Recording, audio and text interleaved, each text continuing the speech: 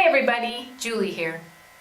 I want to take some time to talk to you about one of the most effective tools in the enemy's toolbox to create division, dissension, and destruction in the church. When Jesus was teaching the disciples about the signs of the ends of the time in Matthew 24, he says that at that time many will become offended.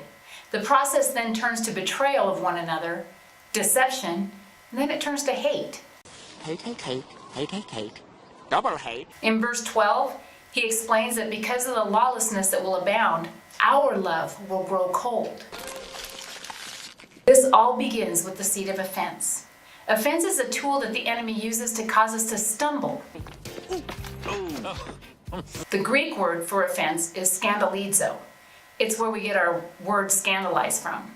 It literally means to cause to stumble, to entrap, to entice one to sin. There are so many things that we can allow ourselves to get offended over. We can be offended by friends, family, our spouse, our government, a department store, someone on the freeway.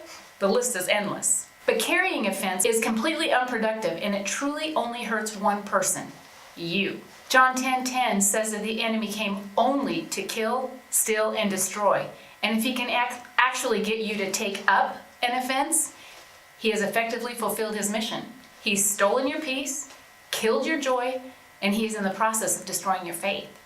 The smartest thing you can do if you find yourself in the place of offense is to nip it in the bud immediately.